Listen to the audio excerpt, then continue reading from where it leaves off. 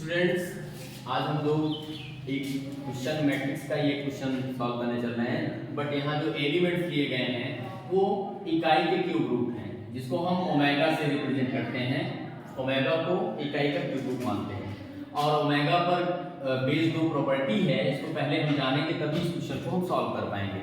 पहली प्रॉपर्टी ये है कि ओमेगा इज इक्वल टू 1 की पावर 1/3। अगर इसी को हम दूसरे फॉर्म में लिखिए तो omega cube is equal to 1, क्योंकि ओमेगा का क्यूब 1 है। और इसका एक दूसरा प्रॉपर्टी है कि omega square plus omega plus 1 that is equal to 0। हाँ, ओमेगा क्या है? ओमेगा हमारा क्यूब रूट है 1 का। तो बच्चों, इस तरह से हमारा इक्वेशन दिया है।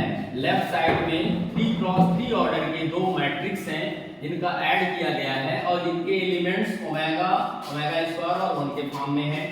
और फिर इनके एडिशन का एक हमारा कॉलम मैट्रिक्स है जो कि 3x1 ऑर्डर की है, के साथ प्रोडक्ट दिया गया है और हमको ये प्रूव करना है कि ये इनका प्रोडक्ट जीरो मैट्रिक्स के बराबर है। जीरो मैट्रिक्स के बराबर है, जो कि कॉलम मैट्रिक्स है। तो हम सबसे पहले नॉर्मल इस पर एडिशन प्रॉपर्टी लगाते हैं, इनको ऐड करते हैं, करेस्पॉन्डिंग एलिमेंट्स को ऐड करेंगे। जैसे 1 प्लस ओमेगा 1 प्लस ओमेगा, इसी तरह से करेस्पॉन्डिंग एलिमेंट्स को ऐड करेंगे तो हमको 3x3 ऑर्डर की एक मैट्रिक्स मिल जाएगी।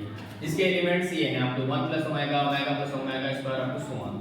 और चूंकि इसके सम का प्रोडक्ट हमारा एक कॉलम मैट्रिक्स से है 1 plus omega plus omega square. अब यहाँ हम देखते हैं कि प्रीवियस क्वेश्चंस में भी मैंने बताया था कि दो मैट्रिक्स का प्रोडक्ट तभी पॉसिबल होता है जब पहले मैट्रिक्स के नंबर ऑफ कॉलम दूसरे मैट्रिक्स के नंबर ऑफ रो के बराबर हो, जैसा कि यहाँ है ऐसा।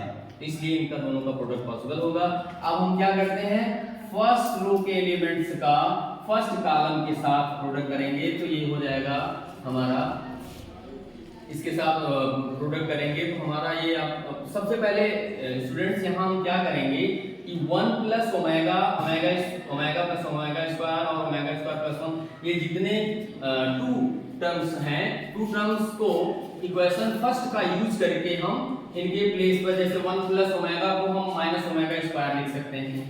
इसी तरह से ओमेगा प्लस ओमेगा स्क्वायर की जगह हम -1 लिख सकते हैं। इसी सिमिलरली इसी क्राइटेरिया का यूज करके जितने भी दो टर्म का सम है इसको हम सिंगल टर्म से रिप्लेस कर सकते हैं। और सिंगल टर्म से रिप्लेस करने के बाद फिर जो हमारी दूसरी कॉलम मैट्रिक्स है इसके साथ इसका प्रोडक्ट करेंगे। तो जब प्रोडक्ट करेंगे तो हमको ये वाली मैट्रिक्स, एक नई मैट्रिक्स मिलेगी। और फिर यहाँ पर हम क्या करेंगे, फिर से यहाँ पर बच्चों इसी प्रॉपर्टी का यूज करेंगे। जैसे यहाँ ओमेगा का क्यूब बराबर 1 है तो यहाँ ओमेगा क्यूब के प्लेस पर हमने 1 रख दिया। और ओमेगा की पावर 4 को हम ओमेगा क्यूब इंटू ओमेगा लिख सकते हैं। और फिर ओमेगा क्यूब की वैल्यू 1 होती है, 1 इंटू ओमेगा, इसकी वैल्यू ओमेगा होगी। इस तरह से ओमेगा की पावर 4 के प्लेस पर हम ओमेगा लिख सकते हैं, जैसा कि यहाँ पर मैंने ये लिखा है। इस तरह से जो थर्ड रो का भी एलिमेंट है, अंतिम एलिमेंट, वहां भी मैंने ओमेगा रख लिया। अब सब में से माइनस कॉमन ले लिया, तो ये माइनस कॉमन लेने के बाद इसको रीअरेंज किया तो 1 प्लस ओमेगा स्क्वायर, जैसा ही सभी एलिमेंट बन गए। और जबकि हमको पता है कि omega square plus omega plus 1 की वैल्यू 0 होती है, तो यहाँ मैंने 0 रख दिया।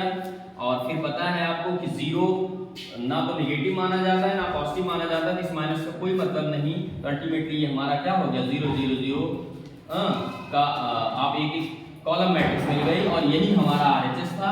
इस तरह से हमको RHS मिल गया। इस तरह से स्टूडेंट्स उम्मीद करते हैं कि एक बहुत इंपॉर्टेंट क्वेश्चन है जो कि कहीं न कहीं ओमेगा के क्यूब रूट्स की प्रॉपर्टी पर बेस्ड है। इस क्वेश्चन को आप अच्छे से समझ गए होंगे।